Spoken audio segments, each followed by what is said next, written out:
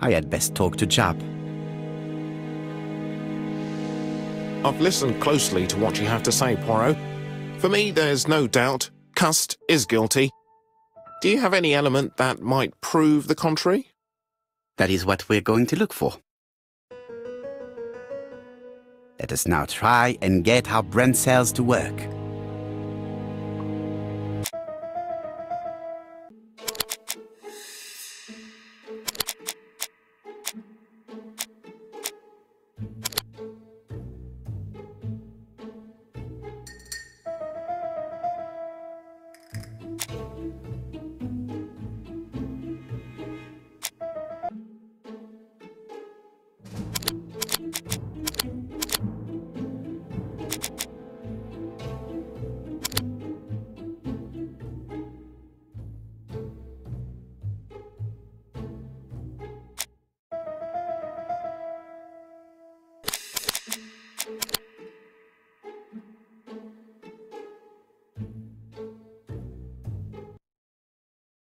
The evidence against Cust is overwhelming. His presence at the scenes, the knife, the blood-stained shirt, the ABCs in a box. C'est vrai. However, the blood Mrs. Marbury saw on Cust's shirt may have been his own. According to his medical records, he suffers from hemoptysis. The murderer cut Sir Carmichael's throat from behind, and the blood spurted outwards. You would expect the murderer's shirt to be stained on the sleeves, not on the buttonholes. Yet we see quite the opposite. You would expect the murderer to keep the newspaper articles about his crimes.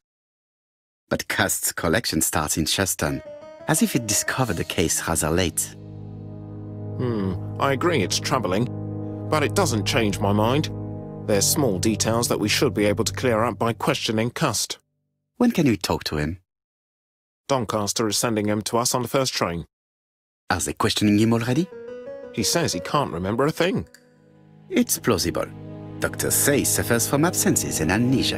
Mrs. Marbury has confirmed this. He may have done the murders in an altered state.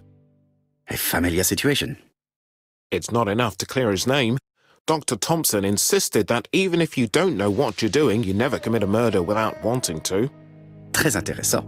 I shall remember that. Right. I'll go and examine the suspect's room. Chief Inspector, I took the liberty of removing a few clues to examinatum. All right, we'll discuss them tomorrow. In the meantime, I'm going to see if you've missed something.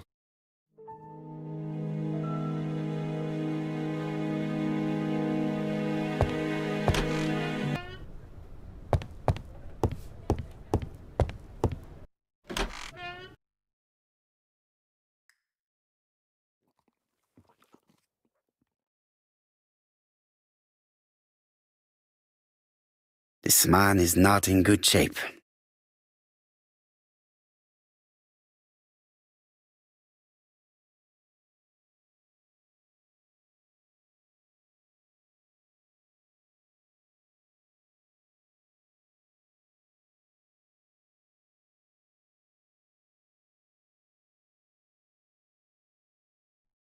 What do you want from me?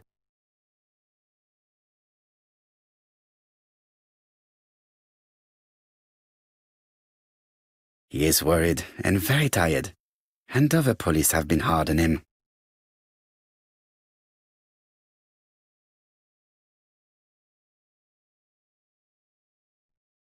What do you want from me?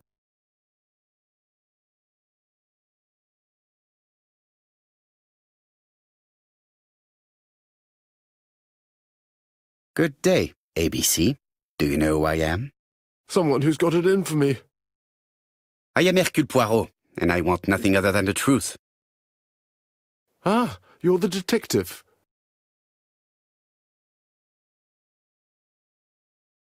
Why did you send me a letter before each crime? Why all these questions? When are you going to stop pestering me?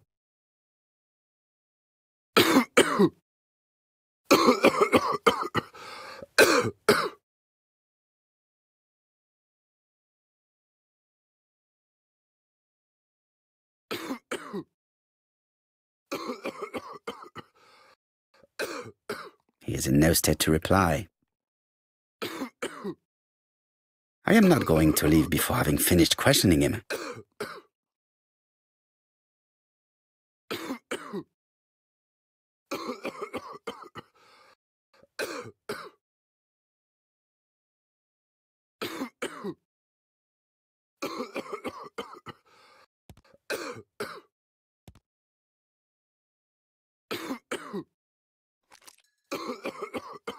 Take this. It will help you. Thank you.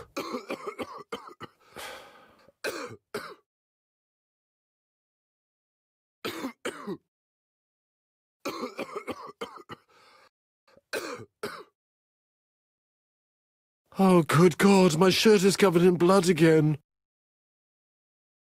Bon. I now know where the bloodstains Mrs. Marbury saw came from. Are you well enough to speak? Yes, I feel much better.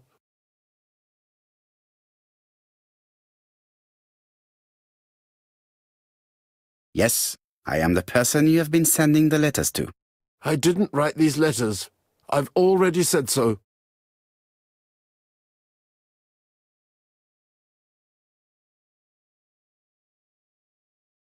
Maybe you forgot that you wrote these letters. Yes, it's true. Sometimes I forget. Maybe I did type them.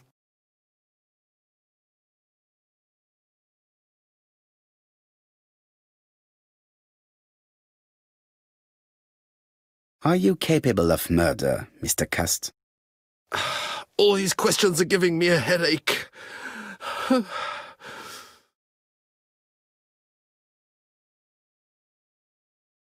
You enjoyed the war, Cust. Admit it. I didn't want to be discharged.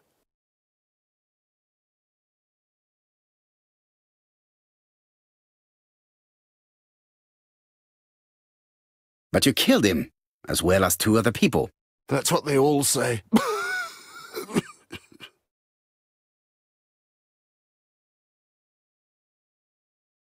Do you deny being at the scene of the crimes? So? There was no harm in being there. It was only for my work. You were seen at all the crime scenes. Yes, I was. I travel a lot, but not for pleasure. I am terribly unwell in trains. But I had to respect my engagements. My employer gave me very precise written instructions about the towns I had to visit. Let's see. The company you claim to work for, Silky Legs, has never heard of you. And as for these letters they sent you, they were written on your own typewriter. The company sent me the typewriter when I started working for them. Yes, but the letters were received afterwards.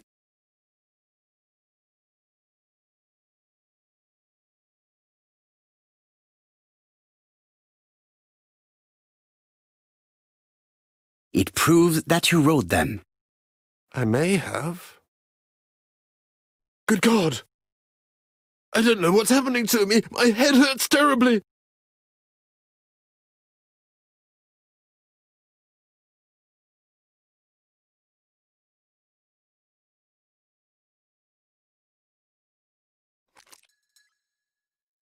Take this.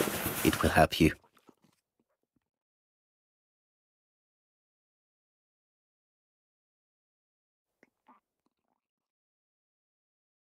Oh, I think I'll be fine. Let us see, Cust. Look at me. You know very well that you committed these murders?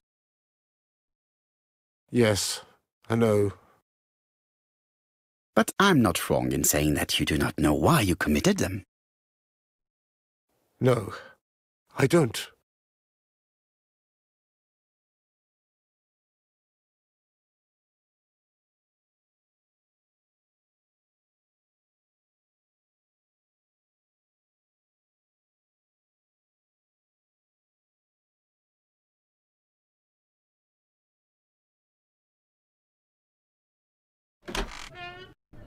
And what conclusions have you drawn? Plenty. It might help us to understand him a little better. Let us now try and get our brain cells to work.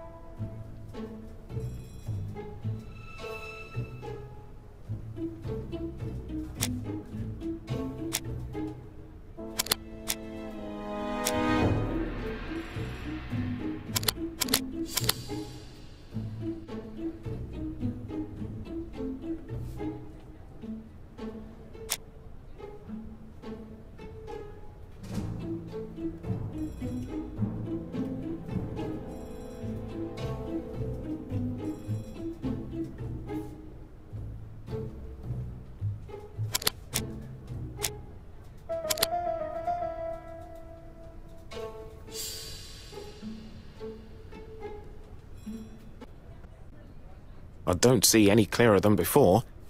This is worse. There is one point to highlight. C'est curieux. Cust admits that he killed, but he does not know why. What did Dr. Thompson say? Even if Cust killed while in an altered state, it still must have been his deepest desire. He must have had a motive. Let's keep it simple. Never mind his motive.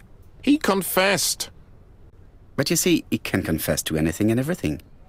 He denied the murders and then confessed to them. He confirmed that he never typed the letters. Then, with great ease, I managed to get him say quite the opposite. Come on, he behaved like a guilty man. He lied to his landlady. Because deep down he believes himself guilty. From the papers, he noticed that he had always been at the scene of the crimes. He must think that he killed and then simply forgot what he had done. How can you be so sure? Let us look at his psychological profile. You will understand my point of view.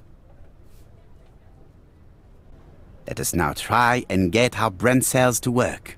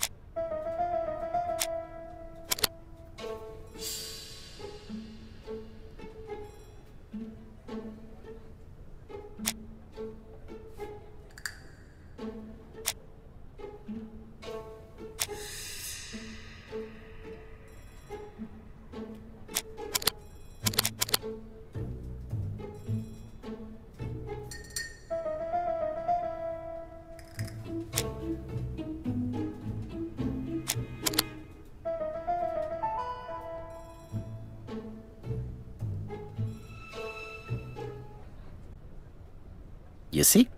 Cust's character is quite the opposite of the murderer's. But if he's a madman, can we really talk about his character? You know very well that our murderer does not behave like a psychopath. Apart from the signature, there is no ritual or repetition in the choice of victims. Very well, you're right as always. So we have no confession, no culprit, no suspects, nothing. And all that after 2 months of inquiry? What should I do? Have faith. Just give me 24 hours. Cust's arrest is a great success for you, Poirot. It's all clear now, except maybe 1 or 2 details. Details. Ah, mon ami. The devil is in the detail, as we say. Excuse me? Patience, Hastings. Everything will be clear once our guests arrive. Best be prepared. Slip a revolver into your pocket before they do. A revolver? But Poirot, what are you afraid of? Trust me. It is important you carry a weapon for this meeting. I will lend you mine. What about telling me what you have in mind? Surtout pas. You wouldn't be able to play your role. Wait 1 moment, I will bring you my weapon.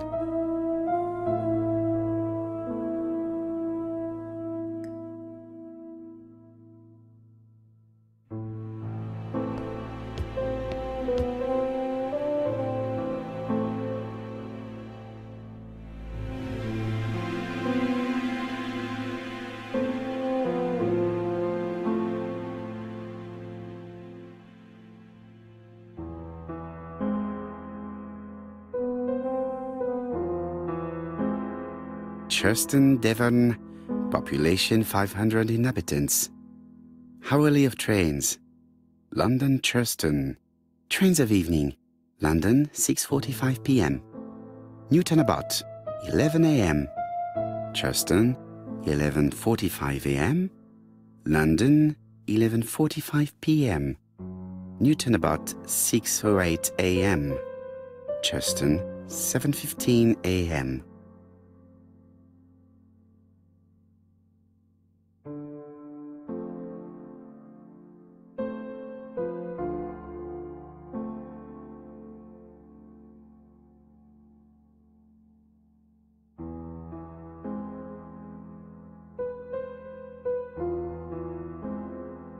Hastings' photo album. He is very proud of his bag.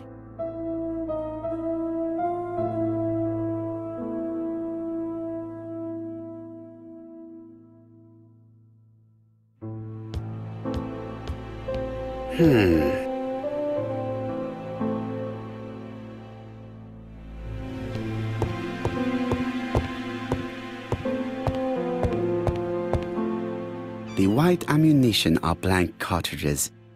The others are real bullets. The revolver is loaded with real bullets. I still have time to choose blanks.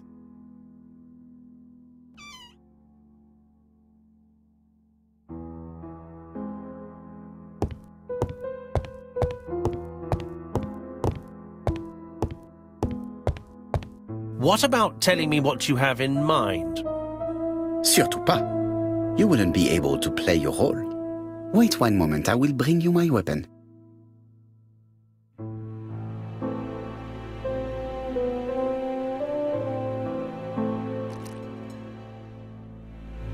Voila, I entrust you with my weapon. It has hardly been used, it is almost new.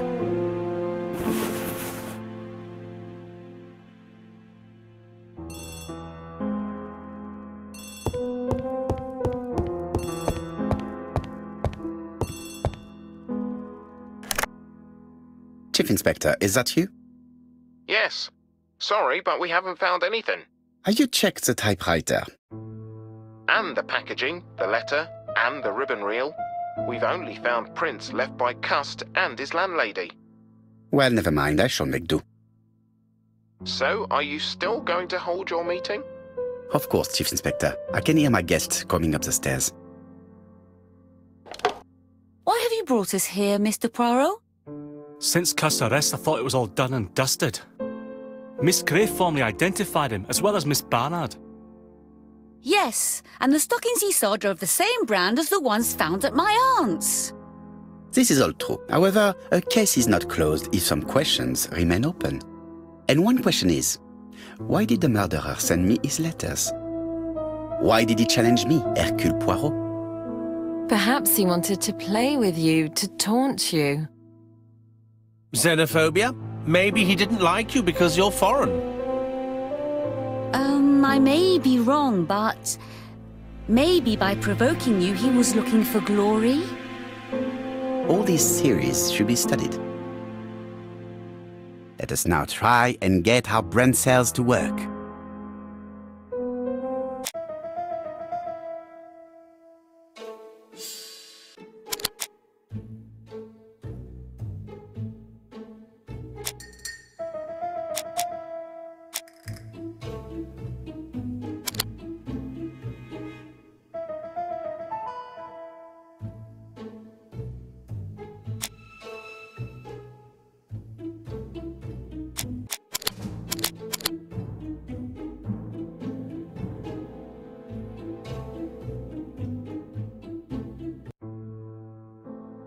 Is everything clear now?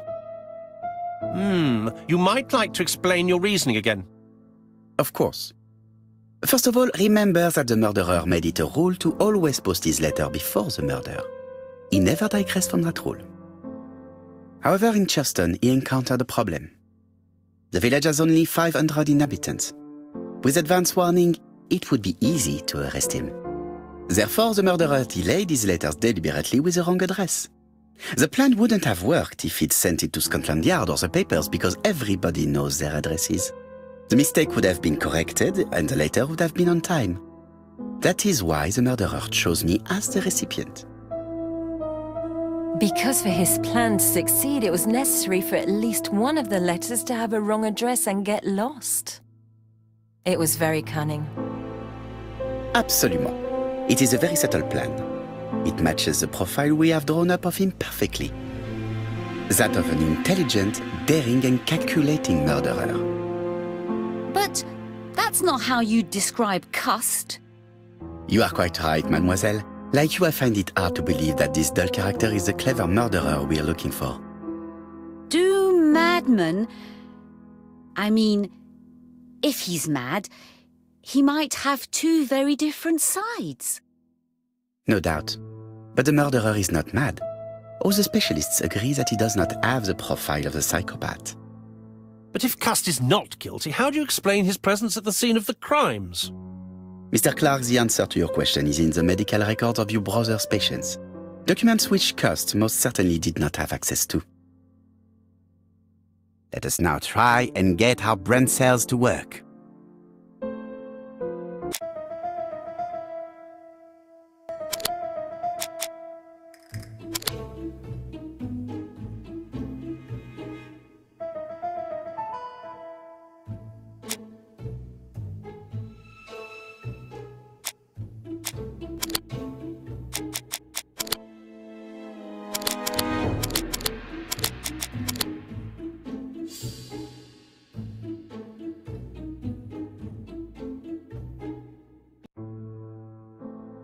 Dr. Clark's patients' records provided a very useful list of potential victims, sorted by alphabetical order. The killer definitely used it, explaining the fact that all the victims were former patients of the doctor. It is this fact that clears Cust once and for all, because he never had access to these records. So how did he happen to be at the scene of the crimes? Either the murderer sent him there, or Cust was following him closely. Cust's highly suggestible nature leads us to the second hypothesis. The murderer was manipulating him. He systematically sent Cust to the towns where he was going to strike, so that the suspicion would land on the poor man's shoulder. That's evil. What sort of killer could have such a plan? And what would he gain from three completely different murders?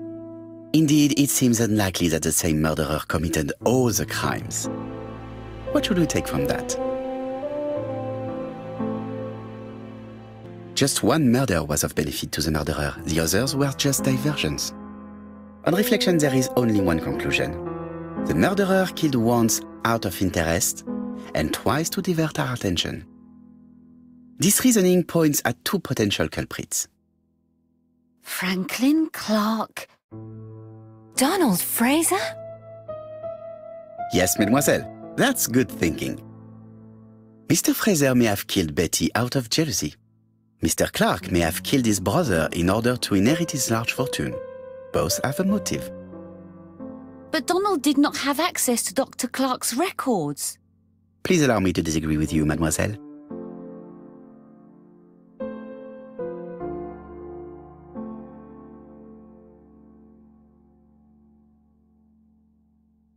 Donald, too, has been treated by the doctor. You're quite wrong, Mr. Poirot, and it shouldn't be difficult to prove. Oui, please excuse me. It was a slip of the tongue. This is what I wanted to say. Donald, Sir Carmichael was one of your firm's customers. We found a surveyor's report among his papers that proves it.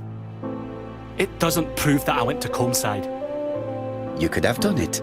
And you may have used the opportunity to take a look at Sir Carmichael's records. You think I'm guilty? You or Mr. Franklin Clark? That's ridiculous. Both of you have a motive. The question is, which of you has the profile that most resembles the murderer? Let us now try and get our brain cells to work.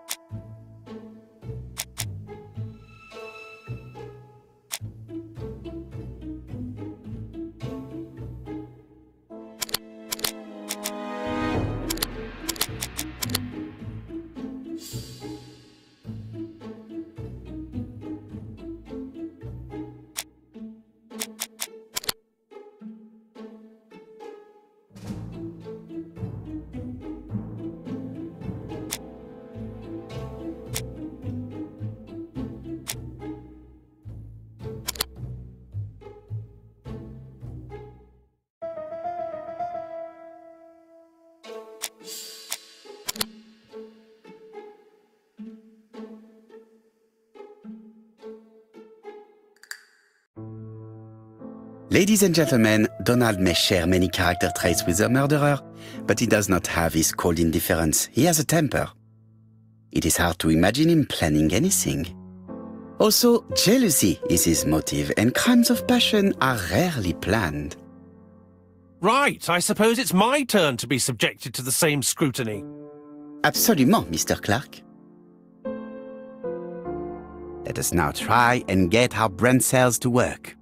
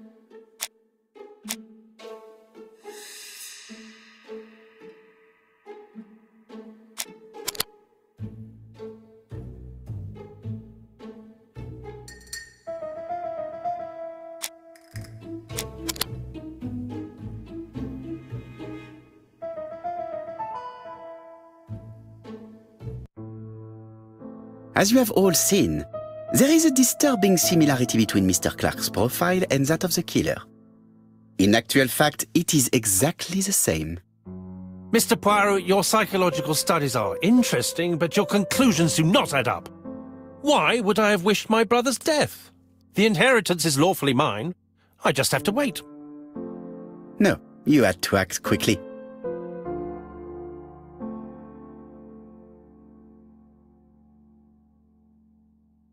Because you are incapable of waiting. Really? Well, I am no murderer. You presented him as being a cold and patient schemer. Certes, normalement. But Lady Clark's imminent death precipitated events. Mademoiselle, although you haven't been telling the truth, there is no doubt in my mind that you would have found a way to marry Sir Carmichael after Lady Clark's death. For you, Mr. Clark, it was a disaster. If Miss Grey had children by your brother, you would not have inherited a thing. You realized the danger after reading several letters from Comside, especially one in which your brother opened his heart to you. So you hurried home from China, and you took action. In truth, Cust was no more than a puppet manipulated by the real culprit. You, Mr. Clark. Such an imagination, Mr. Poirot. In fact, nobody manipulated Cust. The famous instructions he received by post. He wrote them on the typewriter. We know that for sure. Oh no. You know perfectly well. That is not true. Eh bien voilà. Light has now been shed on the ABC murders. Your theories are ingenious, but you haven't any proof. One point to him. For the moment, I have no material proof. Either I admit to it, or I bluff.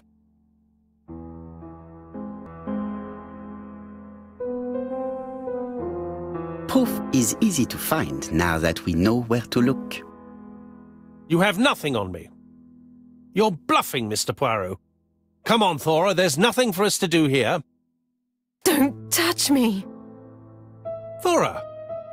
I understand why you never wanted to lend me your new typewriter, and why you were searching through your brother's things. And the hole you dug on the moors. What did you hide there? The knife you used to kill your brother? All right. Well played. I lose. The game's up. Don't come near me! I'll never let you take me, Mr. Poirot!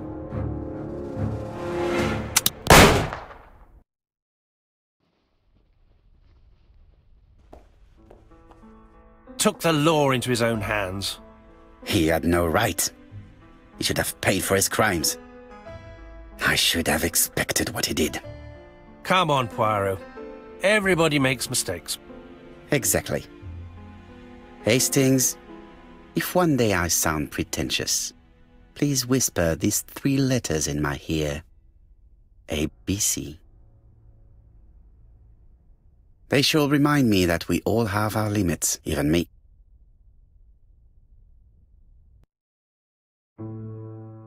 Disappointed at having missed the chance to become Lady Clark, Thora Grey left England. Donald Fraser and Megan Barnard married. On Poirot's recommendation, Mary Drower started to work for Lady Clark. The elderly lady's condition suddenly took a turn for the better. And a few months later, to Dr. Logan's great surprise, she was back on her feet again. According to this eminent physician, it appears to be an extremely rare case of spontaneous remission. Lady Clark has enjoyed very good health ever since.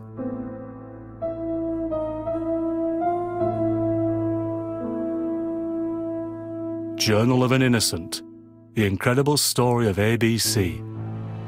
As for A.B. Cust, after being advised by Poirot, he made a great deal of money by selling his story to the press. And as for me, and with business booming, the Black Swan has become the #1 tourist attraction in the whole of Yorkshire, even more popular than York Minster.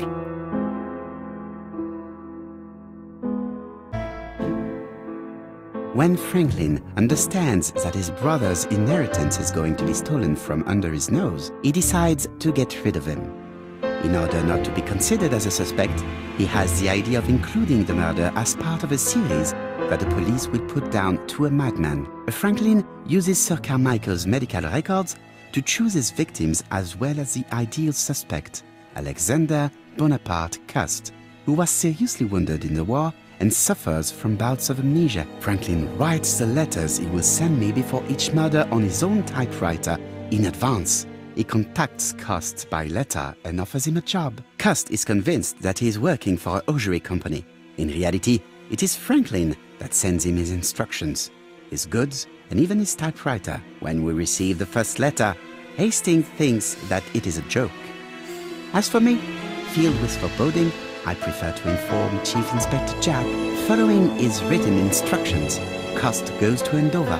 He visits Mrs. Asher's tobacco shop and sells her a pair of stockings. After Cust's visit, Franklin, in turn, enters the tobacco shop. Mrs. Asher is not suspicious of the murderer, whom she takes to be an ordinary customer. The old lady turns around to take a packet of cigarettes. She is beaten to death. We investigate the first murder with Hastings. No suspect has a motive. A few weeks later, we receive a second letter signed ABC. Chief Inspector Japp is informed. The victim's name should start with the letter B. Alexander Bonaparte Cust goes to Bexhill. He sells Mrs. Barnard a pair of stockings. Betty Barnard leaves her work. She's dressed to go out. The young woman is strangled on the beach. Betty was killed by the man who had arranged to meet her that evening, the seducer Franklin Clark. In Bexhill, Donald Fraser appears to be the perfect suspect for Betty's murder, but he has no connection with Mrs. Asher. 5 days after the Bexhill murder, Cust goes to Churston for his work. In the afternoon, Thora Grey turns away a stocking seller. After dinner, Sir Carmichael Clark takes his usual walk. His brother waits for him, hidden behind a bush. The murderer leaps out from his hiding place and cuts Sir Clark's throat. The third letter arrived late. Franklin deliberately wrote a wrong address. In Churston, Thora Grey and Franklin Clark are the main suspects. Back in London, Cust is seized by a violent coughing fit and brings up blood. He stains his shirt, which later frightens his landlady. We receive the final letter from ABC. The next murder will be in Doncaster. The second general meeting in London highlights the common point between the victims, stockings and a throat condition. Custer's landlady telephones the Scotland Yard to tell them about her suspicions. Cust is arrested shortly afterwards in Doncaster. Franklin had planned a fourth murder in Doncaster. He abandons the idea after Custer's arrest. Cust confesses to the crimes he did not commit. He's an easy culprit. Too easy. Franklin Clark is unmasked. He is the true culprit and the man who manipulated Cust. And there we have it. Another case solved by Hercule Poirot.